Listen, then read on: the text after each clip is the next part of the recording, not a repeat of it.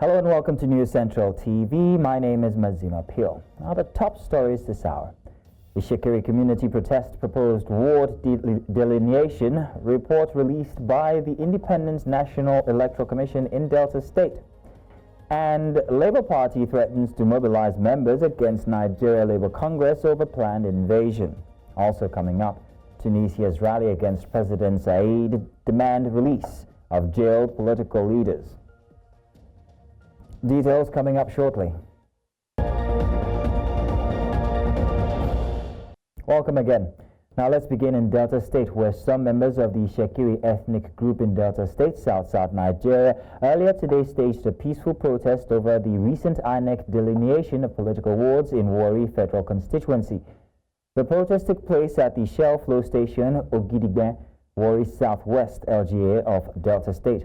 They called on INEC to reflect on the issues and be fair and equitable based on the number of registered voters from each of the areas, insisting that the purpose of ward delineation was the eligibility of voters and how they could vote conveniently without being disenfranchised.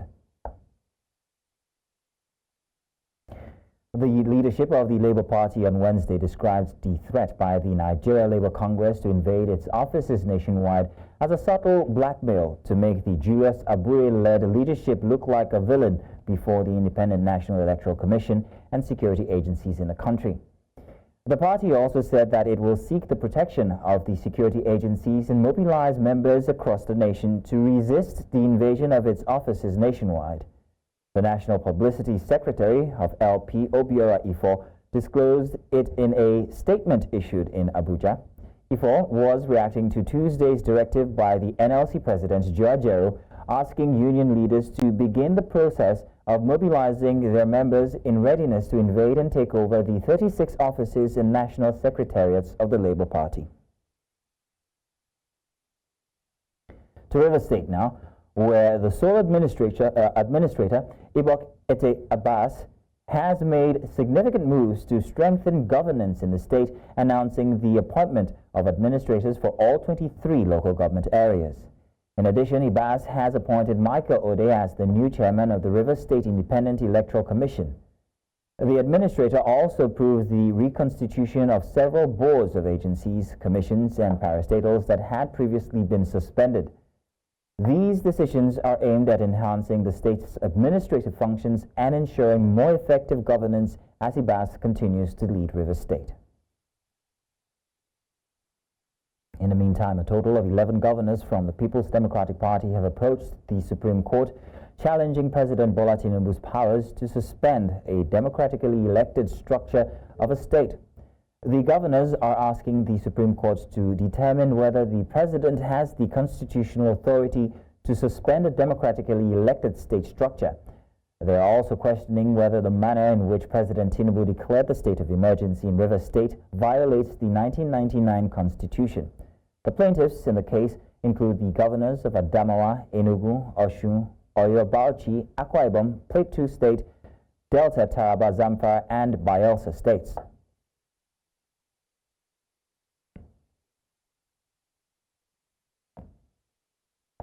And now to security matters. The Inspector General of Police, Kayode Egbetokun, has ordered the immediate deployment of police tactical assets to troubled communities in Plateau State. This action follows a series of attacks and killings in Bokos local government area that have plagued the region since March 28th. In a statement released Wednesday, Force Public Relations Officer Olamuyiwa Adejobi confirmed that the deployment aims to restore peace, ensure the safety and security of all residents, and bring those responsible for these crimes to justice. He added that the Inspector General has directed Deputy Inspector General of Police in charge of Operation DIG Kwazi Yakubu to spearhead the operation. Now, meanwhile, Plateau State Governor has revealed that bandits have taken control of 64 communities across the state, with a particular focus on Bokos, Bakinladi, and Riom local governments. Speaking in a television interview on Tuesday, the governor outlined the ongoing attacks, which have resulted in over 50 deaths and the destruction of more than 300 homes in just the past week. He added that these communities, which survived similar attacks in 2023, are now facing renewed violence. The governor expressed his frustration over the lack of national attention to the crisis, which has plagued the state for over a decade. Despite these long-standing challenges, the Plateau State government says it has been working to assess the damage and provide relief materials to victims of the attacks. Now, more than 10 years have passed since displaced persons arrived at the informal IDP camp in Jere, Borno, seeking refuge from the violent insurgency that forced them to abandon their homes. Over the years, the camp, which was never meant to house people long-term, has become overcrowded and increasingly difficult to live in. Now, the displaced individuals are raising their voices, demanding resettlement to their communities to restore their dignity and hope for the future. Here, News Central's Umaru Kirawa completes the report. For over 10 years, displaced families have taken refuge at this informal camp at Medina 2 of Jere local government area of Borno State. This is the makeshift shelter for Ladidi Ali and her 7 children who struggle to survive in the face of years of displacement. Gaskiya mu yanzu inda ya kai mu inda za mu tashi mu bar wurin nan muna so da ya kai mu gaba ɗaya wurin namu da inda zai iya gyara mana garin mu koma alhamdulillah ya gyara mana mu koma dan wannan zama ya ishe mu dan da asibiti ma tana zuwa tana ba magani yan asibitin ma shekaran jiya an kore su an ce sun gama aiki a Madinatu yanzu zazzabi ya sami ka ba ka shiga uku ba. Armed with their relocation cards, they long for the day they will be resettled as the government continues its ongoing resettlement efforts across the state. An ban waje nan na yanzu ta zo ta karba ta ce da cikin azumi ne da sun ka zo sun ka ci sun ban kwana uku mu tashi muka zo muka riƙe alfarma muka ce da Allah muna neman alfarma zuwa bayan sallar da kwana uku gashi nan sun kawar kagulo da yana filin ba na gwamnati bane na wasu bayan Allah sun ka taimaka mana sun ka ce gashi mu zo na sun zo sun karbe ba su talaba kun ba ba abin sun ka ba sun ban mu kawo walakanci kawai ga yaran ba makaranta ba komai. These blocks are their major concern for now, as the government is said to have plans to evacuate and rebuild the place. Mu dai muna roƙo a maida mu ƙauyen mu ko wannan katin da ya bamu kusan shekara ɗaya da wani abu yanzu zai salame mu ƙara jari mu ƙara wasu abubuwa a ga shiru ba makaranta ba komai haka yara ga sunan kawai turin haka a ga ba daɗi. Yana da wani muhalli da zai muna za mu iya zuwa mu zauna in kuma zai iya gyara muna garinmu ko garin ma namu in ya gyara ce mu je za mu iya zuwa mu zauna garinmu. Having heard from the displaced persons at Medina 2 camp in Jere, I reached out to state government officials for further clarification on how the government intends to address such concerns of its citizens. Now that you brought this matter, I know definitely the state is going to look into this matter again to make sure that to see if these people are actually the people that are supposed to be resettled after all odds, because you know, the last time, you know, there are issues like this, some of them that were resettled at Baga, and you can see a number of them are still coming back. I can tell you this one clearly. Majority, you know, we have countless number of people that are not even born ones, you know, and then according to, because of this resettlement, so they are just coming to regroup and find somewhere to make a livelihood. The big question now is, what is the government doing to tackle the growing concerns of displacement, particularly the informal camps, some of them who even have relocation cards? With no clear timeline for resettlement, residents fear that the situation will worsen if no action is taken soon. Many displaced persons, particularly that of Madinatu, Al-Miskin, Ulari and Gubio informal camps, are skeptical, wondering if their wait for resettlement will ever end. In Maiduguri for News Central, Umaru Kirawa.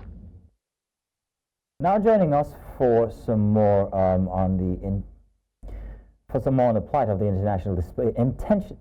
I beg your pardon, I got my tongue tied there. But joining us is Suleiman Ibrahim. He is a humanitarian worker. Suleiman, I'm very sorry. I don't know why I was tongue tied there, maybe from what I saw in the report. But you're welcome, Suleiman. Thank you very much for joining us. Yeah, thank you. Thank you. Now, so one long decade. Now, that's quite a time. It's quite enough time to settle and also resettle people, displaced persons especially, and whole communities. But it feels like we're right where we started. Why is this so? Yeah, thank you. My name is Sulaiman Ibrahim, a humanitarian worker. As you can see, there are a lot of challenges that are coming up in regards to these informal camps.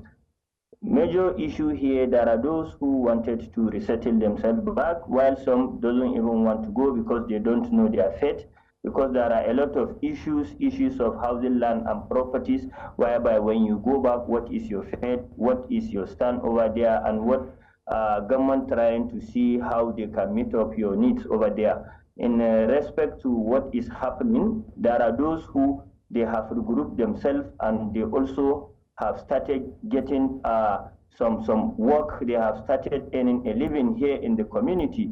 So I think government need to have a holistic approach and see how they could come and provide their need basically, and they should try and see how they could settle them back to their ancestral homes.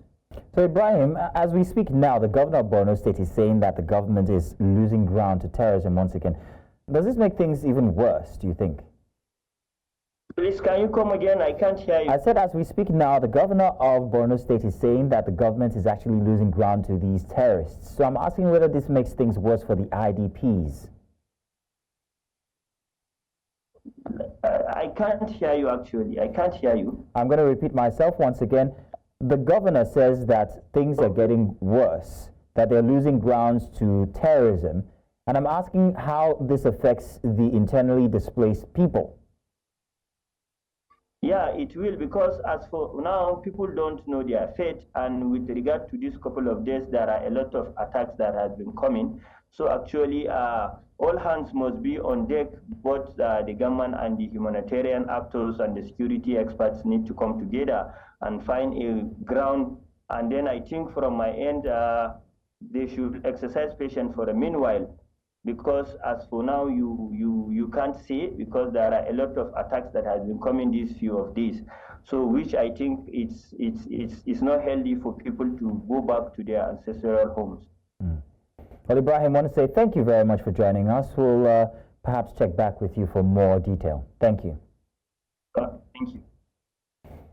Now, away from that, members of staff of the Ondo State-owned Rufus Giwa Polytechnic have commenced an indefinite strike over non-payment of their salaries arrears by the Lucky Aiyedatiwa administration. The workers under their various unions staged a peaceful protest on the Polytechnic campus. They lamented that in addition to being owed for 6 months, the state government has not implemented the national minimum wage for them.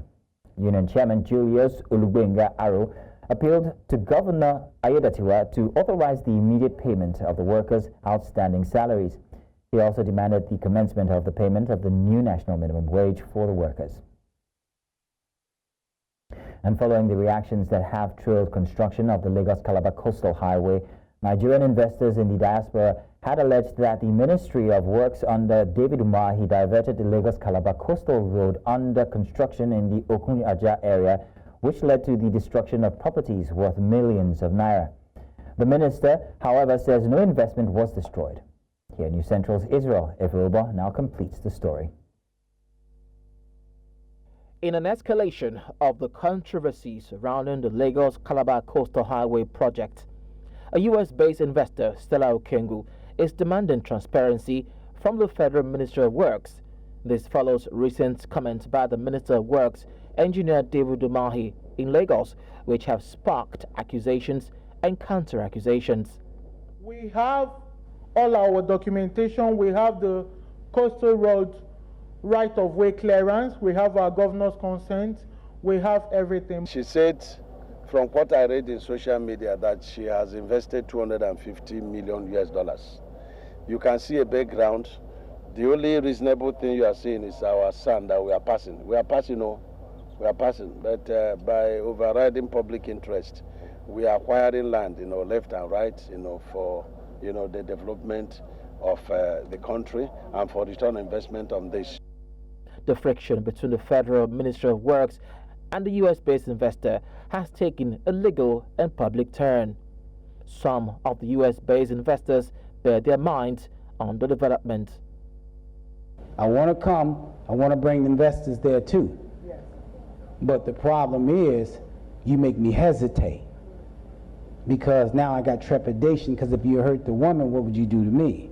This goes beyond investment. This is about the unlawful corruption in Nigeria that has been going on for many, many years and generations and decades. In his remarks, Minister Umahi expressed skepticism about the scale of the investment. The Lagos state government is the owner of land. They give us right of way. I'm all the way from Abuja. My duty is just to pass. That woman is a very funny woman, and she's wasting her time. In trying to find a solution to the disputes on the Lagos-Calabar Coastal Highway project, the minister disclosed that the matter is already in court. $250 million, it can no way to go and make such a claim, not us. And again, the matter is in court, and the court has warned the woman to stop, darkening counsel without knowledge. With legal threats looming and tensions rising, the controversy surrounding the Lagos-Calabar Coastal Highway promises to continue to draw national attention for much longer. In Lagos, for News Central, Israel Ifirobo. Short break, and when we come back, we've got more news coming your way. Do stay tuned.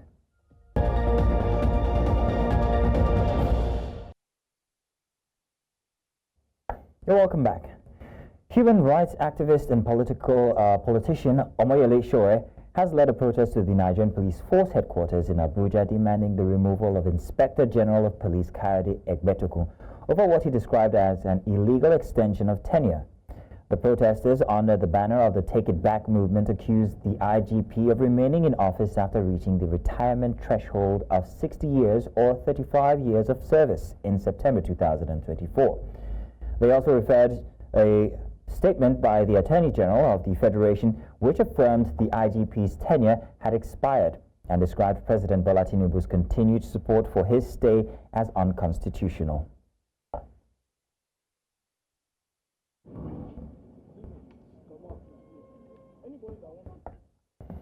Women face a unique set of challenges trying to survive in male-dominated sectors. Now, despite the progress made in recent years towards gender equality, many industries are heavily skewed toward men, making it difficult for women to thrive as entrepreneurs or professionals in these fields. While funding remains one of the major barriers for women, particularly for those in male-dominated industries, experts believe the challenge should act as a spur to seek alternative sources. Here, News Central's Omolola Olalade has more in this report.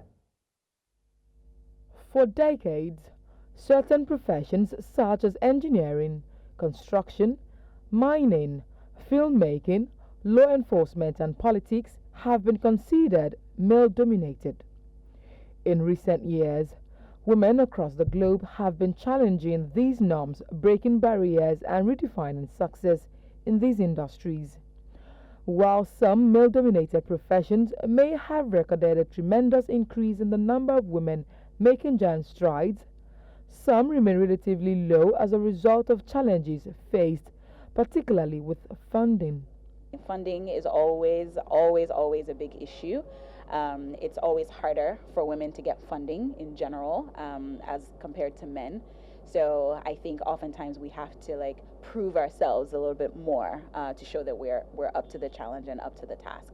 The challenges that they face normally is access to finance, and I think that is a general problem. It's a nationwide problem, and unless we work on our financial institutions and how they could ease access to this funding, we would still have these problems of an underdeveloped mining sector, and we would still have women battle and grapple each and every day to see how they can grow and scale in the mining sector. Studies have shown women are less likely to have access to financial institutions, a challenge more pronounced in male-dominated industries. Stakeholders, however, believe there is need to look beyond these challenges and find ways to improve funding sources for these women. The Nigerians don't even know there are different ways to get funds. There is peer-to-peer lending. There is grants available. There are microfinance banks. There's IJO. So it's to open your mind. There are even family support lending. Then there's a way you can even save. Saving towards your business is part of what you need to do. To be able to provide patient growth capital in the form of equity to rapidly growing businesses that are female-led, that are female-founded, or that are female-focused.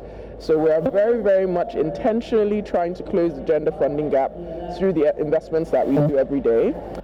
Funding is pivotal to any business endeavor, and finding ways to improve women's access to it will in no small way promote women's economic rights while closing gender gaps in the male-dominated sectors. In Lagos for News Central, Omolola Ololade. Coming up, Tunisians rally against President Said, demand release of jailed political leaders. We'll tell you more about this when we return. Do stay with us.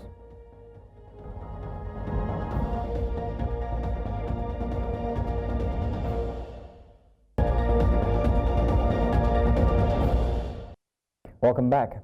Hundreds of Tunisians staged 2 protest rallies on Wednesday against what they say is the authoritarian rule of President Kais Saied, and demanded the release of political prisoners, while 6 detained opposition figures held a hunger strike.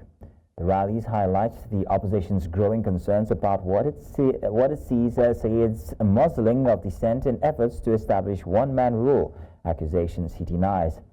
Said seized extra power in 2021 when he shut down the elected parliament and moved to rule the decree before assuming authority over the judiciary.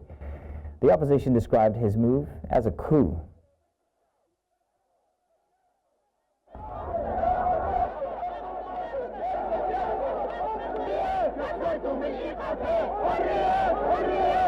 Cette manifestation a pour slogan la liberté pour les Tunisiens. Cette manifestation prend date le 9 avril, c'est une date très intéressante pour le peuple tunisien. Dans son combat pour l'indépendance, le 9 avril 1938, c'est pour rendre hommage aux martyrs. Aujourd'hui, on a lancé un appel pour les partis qui croient à la République, à la civilité de l'État et à la nation tunisienne. Donc, aujourd'hui, on entame une série de dialogues, une série de discussions avec différentes parties. Moi, je suis venu pour soutenir 2 choses, au fait. En étant membre du parti, je suis affilié depuis 2019, je soutiens le parti, le PDL, dans toute son action politique, pour recouvrir les droits du peuple tunisien, pour un avenir meilleur et tracer une voie pour le futur de ce peuple. Voilà, ça c'est la première chose. La deuxième chose, c'est dans un but de soutenir notre présidente, Abirmoussi, qui est en prison, sans aucun grief, sans aucun jugement depuis quasiment 2 années. Zimbabwe journalist Blessed Mlanga has written a letter for Harare demand remand prison after his 3rd bail application was dismissed at the Harare Magistrates Court. The arrest is related to his interviews with war veteran and politician Blessed Gaza in November and January, in which Gaza said that he would mobilize public protests to push President Emerson Mnangagwa out of office, citing economic issues and what he called the president's failure to govern. Gaza was then expelled from the ZANU-PF party for what the party described as violating regulations in public comments about the president. Blessed Mlanga has spent 41 days in pre-trial detention. He'll be back in court on the 22nd of April for a possible trial date. Now to discuss this, we are joined by Zimbabwean journalist Nigel Inyemuntumbu. Nigel, you're welcome. Thank you very much for joining us. Thanks for having me. Great. So, Nigel, what are the key messages expressed in Blessed's letter, please, if you can tell us, and how did it resonate with you personally? Well, Blessed basically, in his letter this time around, was expressing deep concern.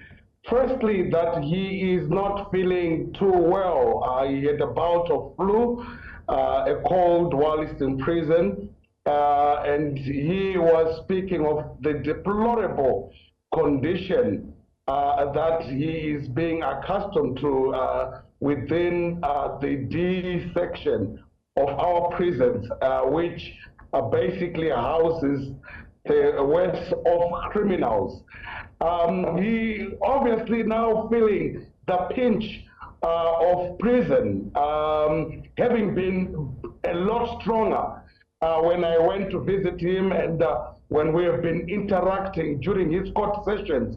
But now you have a sense that he is feeling the pain of him having to endure, detention for a crime he basically did not commit. So even in the letter, he says he remains adamant that he is not HSTV. That's number one. He did not say the remark that found him in prison on account of them inciting public violence. And in any event, he is also the person who is not supposed to represent a properly registered media company. So he basically was pleading his innocence, but also being thankful to the people of Zimbabwe, thankful to journalists and colleagues who have been contributing towards this upkeep, proffering solidarity, thanking also the regional media, international now, media, for Nigel, keeping the issue Nigel, with everything happening with Blessed now, what does this say about the state of press freedom in Zimbabwe? Do you think it will spark any broader discussions on or maybe movements within the journalism community? From our standpoint, as the Media Alliance of Zimbabwe, we view the pre-trial detention of Blessed Mhlanga as something that is deplorable, as an affront to a free press, an affront to the constitutionally guaranteed right to free expression, to access to information, as well as even to protection of our sources, something that is also guaranteed within the Constitution. And we do believe that it represents a declining or rather a worrying, shrinking space for the exercise of media freedom. And from our standpoint, we believe that Mhlanga is a political prisoner, and therefore we certainly been engaged with the various state actors. We've since been meeting with the police or around the police media action plan. We've been engaging with the ministry around the need to create and promote a conducive working environment for the media. Well, Nigel, so since his letter, that's Blessed's letter, has there been any statement or communication from the authorities in relation to this letter? How receptive do you think the government is toward his concerns? Well, not quite publicly. I think for now the state is taking the route that it's a case that is within the courts, and the obvious politically correct response would be them saying let the law take its course. But we do know and are appealing to the conscience of our president as head of state and the Minister of Justice, our own Minister of Information, the Human Rights Commission, the Media Commission, all these state actors that they can do and play a role to the extent that they must not oppose, for example, Mhlanga's request for bail or for his freedom in this particular case. So we indeed demand for his release, and on the pretext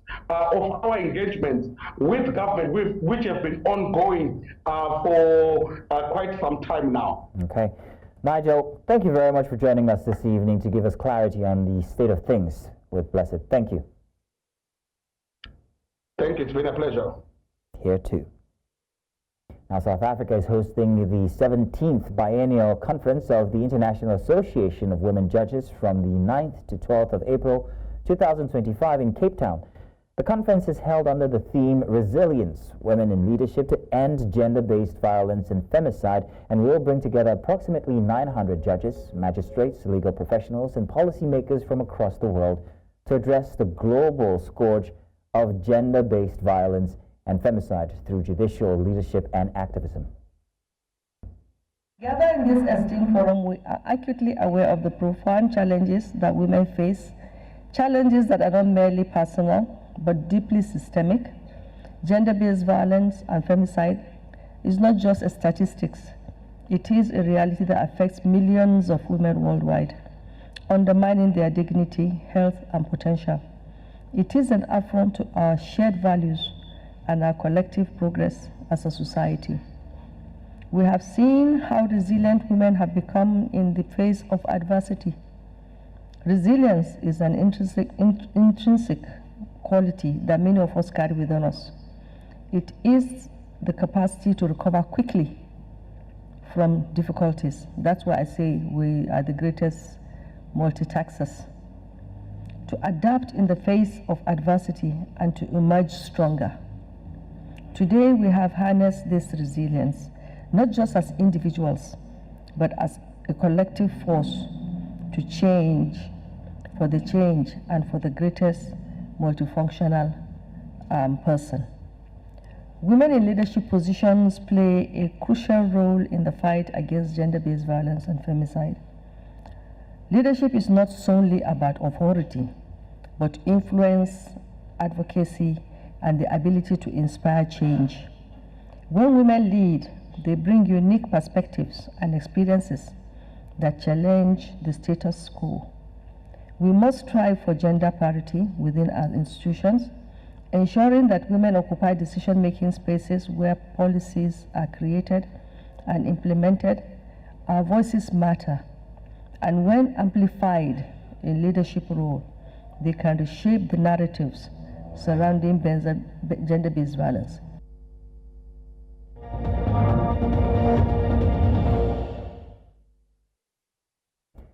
Now, China has once again responded to U.S. President Donald Trump's tariff policies by raising its tariff on U.S. imports to 84%, up from 34%, effective April 10.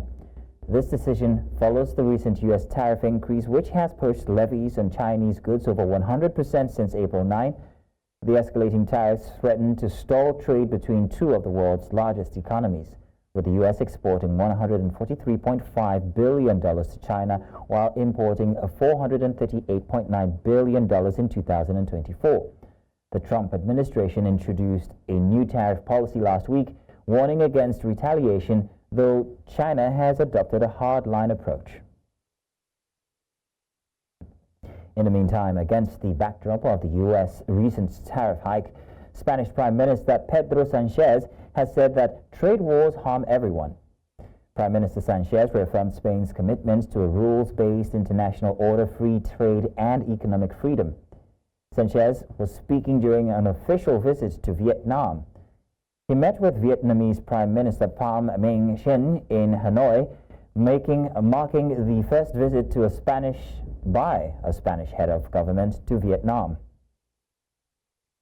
En un contexto global tan complejo como el que estamos viviendo, el Gobierno de España apuesta decididamente por la apertura de nuestro país, también la apertura de Europa hacia el sudeste asiático. España apuesta por un orden internacional basado en reglas, por el libre comercio y por la apertura económica, y considera que las guerras comerciales no benefician a nadie, sino que perjudican a todos. And China has firmly rejected allegations from Ukraine and the United States that Chinese soldiers are fighting alongside Russian forces. Describing the claims as absolutely groundless, Chinese Foreign Ministry spokesperson Lin Jian reiterated China's clear stance on the Ukraine conflict, which advocates for peace and has been widely supported internationally. Ukraine's president had earlier accused China of sending soldiers to assist Russian troops in the war, a claim that also drew criticism from the U.S. government. However, China maintains that it has not engaged in any military involvement in the conflict, focusing instead on diplomatic solutions. The denial comes amid heightened scrutiny over foreign participation in the war, with nations closely monitoring any signs of further escalation. 这种说法毫无根据。中方在乌克兰危机问题上的立场是清晰的、明确的，得到国际社会的广泛认可。乌方应正确看待中方为政治解决乌克兰危机问题所做的努力和发挥的建设性作用。And Russia condemned France on Wednesday, summoning its ambassador after a Russian foreign ministry employee was detained at a Paris airport while attempting to enter the country on official business. Tensions between the two countries have reached new heights as Moscow intensifies its criticism of France and President Emmanuel Macron for their support of Ukraine. Russian Foreign Ministry spokeswoman Maria Zakharova claimed that French border police detained the official at Charles de Gaulle Airport on April 6, seizing her phone and computer, calling it a shameful spectacle. Zakharova emphasized that Russian official had a valid French visa and was traveling as part of an official delegation. Russia has issued a formal protest to Paris, and the detained employee was eventually allowed entry after nearly 7 hours, though the consular officer faced delays in gaining access to her. 6 апреля в аэропорту Шарль-де-Голль вообще не подлежит никакому объяснению. Но, безусловно, потребовали от французской стороны таких объяснений. Честно говоря, сложно представить, как они будут оправдываться. Французская пограничная служба без объяснения причин задержала сотрудницу Министерства иностранных дел России, члена российской официальной делегации, изъяв ее телефон и компьютер. Посольство России незамедлительно направило в аэропорт консульского работника. Нашему дипломату пришлось ожидать почти 7 часов доступа. Now we go on a short break, and when we come back, it's more business.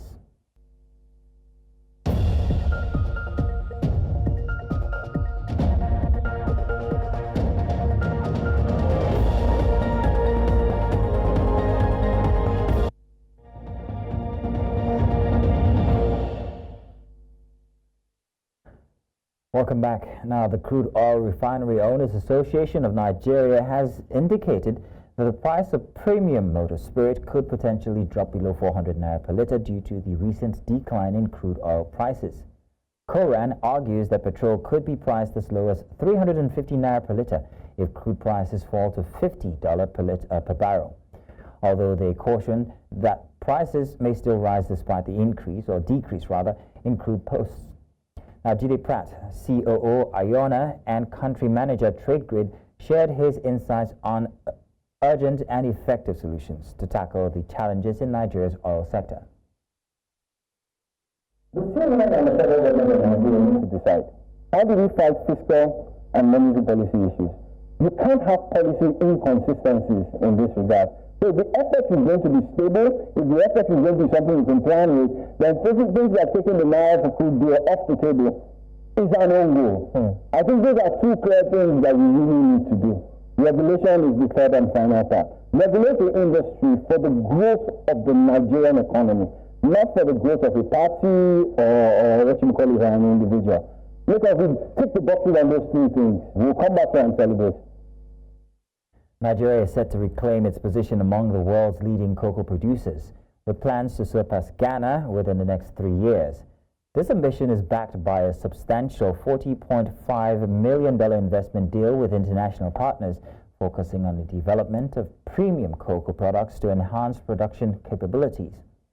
Olasukomi Oyemi, MD Sunbirth Global Concept, shared his insight on whether the $40.5 million investment is sufficient to bring about meaningful transformation in Nigeria's cocoa industry. Not sort of change in the cocoa sector. It could do change in some businesses depending on the scale of business they do. But $40.5 million investment in the cocoa sector can just be set for a particular business, not the entire cocoa value chain. The entire cocoa value chain needs a whole lot of investment in farming and trade. The biggest sort of financing needed in the business is even what you need to trade with to buy the goods needed to do the trades that need.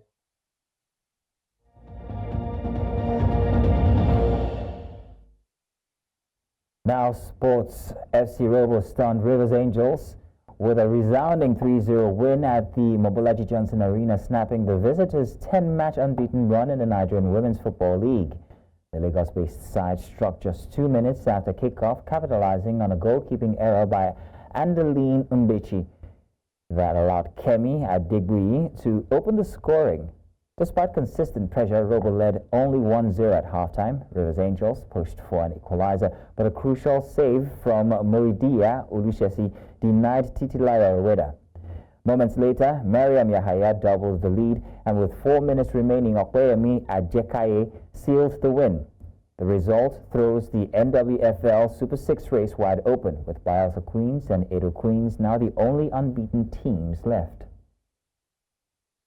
South Korea reaffirmed its ambition to host the 2036 Summer Olympics, spotlighting Jeonju as its official candidate city. A delegation led by Korean Sports Olympic Committee President Ryu Jong-min met with International Olympic Committee officials in Lausanne on Tuesday to present the nation's proposal. Jeonju, which recently edged out Seoul for the nomination, was highlighted for its cultural heritage, infrastructure, and sustainability. South Korea previously hosted the Summer Olympics in 1988. Other nations expressing interest in the 2036 Games include India and South Africa, both aiming to host the event for the first time. And former snooker world champion Graham Dott was charged with multiple child sex offences at a court hearing in Scotland on Wednesday, prompting his suspension by the sport's governing body. The 47-year-old who won the world title in 2006 is accused of sexually assaulting a girl aged around 10 from 1993 to 1996, according to court papers. He's also charged with sexual offences against a boy from 2006 to 2010, when the child was around 8 years old. A professional snooker player for nearly 30 years, Dott was a World Championship runner-up in 2004 and 2010. His suspension comes as he was set to enter his year's World Snooker Championship that kicked off this week in Sheffield, Northern England. And that's all this hour. But before we go, let's take another look at some of the major stories that we brought your way. The Shekiri community have protested the proposed ward delineation report released by the Independent National Electoral Commission in Delta State. Also, despite court orders, Rivers State sole administrator Ibok Ete Ibas has appointed new local government administrators and State Electoral Commission chairman. And we also told you that Tunisians have rallied against President Zayed, demanding the release of jailed political leaders. Now, do remember, you may send your eyewitness reports to the WhatsApp screen that will be displayed on your screen now. Do follow us on social media. We are at News Central TV, and you can watch News Central live. We are on DSTV channel 422, GoTV channel 23, Star Times channel 274, Avo TV, and of course on YouTube. Many thanks for watching. My name is Mazino Appeal.